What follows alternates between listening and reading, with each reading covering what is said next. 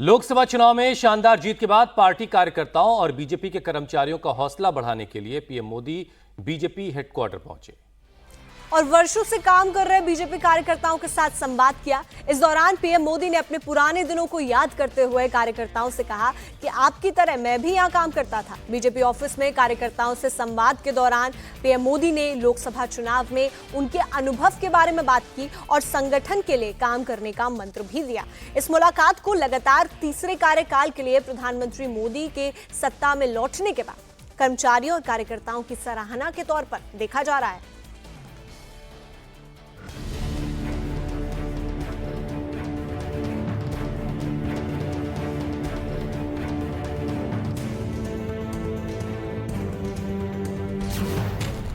कार्यकर्ताओं को मोदी मंत्र, दुखी क्यों हो, हमने बहुत अच्छा काम किया है। बीजेपी ऑफिस में बोले पीएम, आपकी तरह मैं भी यहां करता था काम। लोकसभा चुनाव में लगातार तीसरी जीत के बाद दूसरी बार दिल्ली के बीजेपी हेडक्वार्टर पहुंचे पीएम मोदी ने उन कार्यकर्ताओं के साथ संवाद किया जो बिना मंच माइक के पर्दे के पीछे रहकर दिन रात पार्टी की तरक्की में लगे रहते हैं।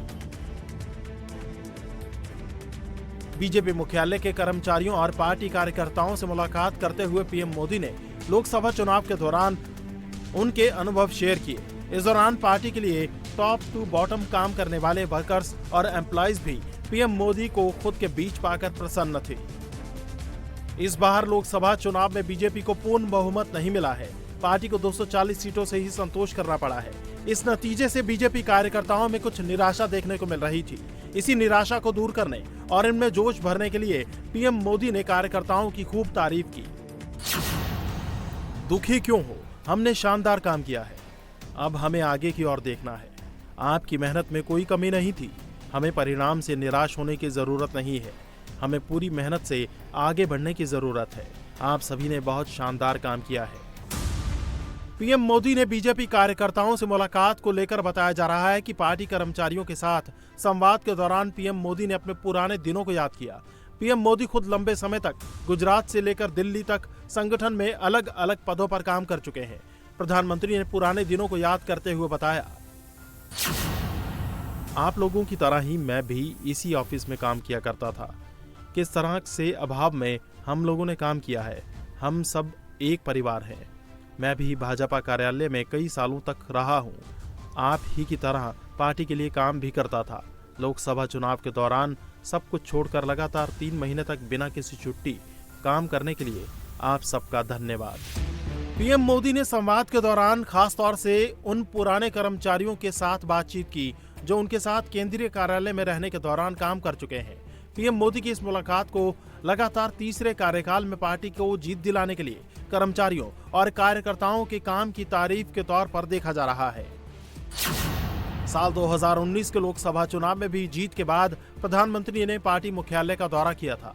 तब उन्होंने केंद्रीय कार्यालय के कर्मचारियों को अपने आवास 7 लोक कल्याण मार्ग पर आमंत्रित किया था। इस बार 4 जून को लोकसभा चुनाव के नतीजे आने के बाद पीएम मोदी गुरुवार शाम दूसरी बार बीजेपी मुख्यालय पहुंचे थे। इससे पहले पीएम मोदी 4 जून को नतीजे वाले दिन भी बीजेपी हेडक्वार्टर पहुंचे थे और तीसरी बार गठबंधन सरकार की जीत पर कार्यकर्ताओं का धन्यवाद किया था।